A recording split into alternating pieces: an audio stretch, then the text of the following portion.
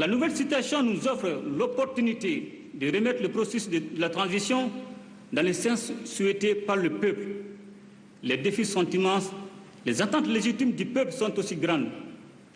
Nous devons cependant renforcer notre résilience et notre espérance pour une meilleure vie. Cela est d'abord de ma responsabilité en tant que chef de l'État. Voilà donc pour cet extrait du discours prononcé par le colonel Goïta. Bonjour à vous Anne-Fleur Lespierre, vous êtes la correspondante de France 24 à Bamako. Le colonel Goïta promet donc de remettre le processus de transition dans le sens voulu par le peuple. Ce sont ses mots, c'est une promesse en tous les cas qui l'engage lui. C'est ce qu'on retiendra de cette prise de parole ? Oui, absolument. C'était un discours pour le moins succinct dans lequel le président de la transition a assuré devant son auditoire qu'il respecterait ses engagements. La cérémonie a par ailleurs débuté par une minute de silence en mémoire des militaires étrangers et maliens qui ont perdu la vie dans le conflit au Mali.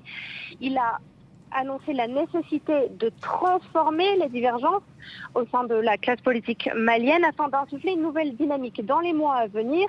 Il a dit comprendre les inquiétudes de son auditoire, mais rappeler que le Mali était face à des décisions historiques. Enfin, il a annoncé un changement de gouvernance et promis davantage de dialogue social aux Maliens. Il s'engagera notamment à la réduction du train de vie de l'État. Il a annoncé la réduction de 2/3 du fonds de souveraineté du président, qui s'élève à plus d'1 milliard de francs CFA annuels, un fonds qui fait office de salaire et qui permet de financer les différentes actions mises en place par le président de la transition, une annonce acclamée ici par une partie de l'auditoire.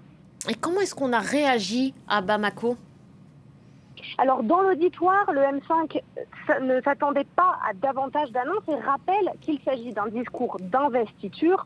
Le M5 a réaffirmé son soutien au président de la transition et attend la nomination d'un Premier ministre, puis la formation d'un gouvernement inclusif pour pouvoir se mettre au travail et poursuivre les travaux de la transition. C'est la priorité.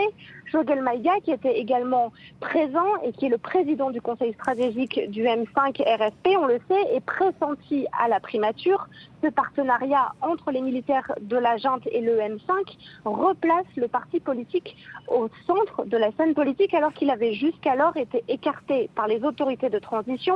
Du côté de la CMA, la coordination des mouvements de l'Azawad, ancien groupe indépendantiste du nord du Mali, ses dirigeants se disent prêts à avancer avec les autorités maliennes pour la mise en œuvre de l'accord de paix d'Alger. Ils ont invoqué l'importance de cette mission de paix afin de faire face à la montée de la sécurité dans le pays. Merci beaucoup Anne-Fleur, merci.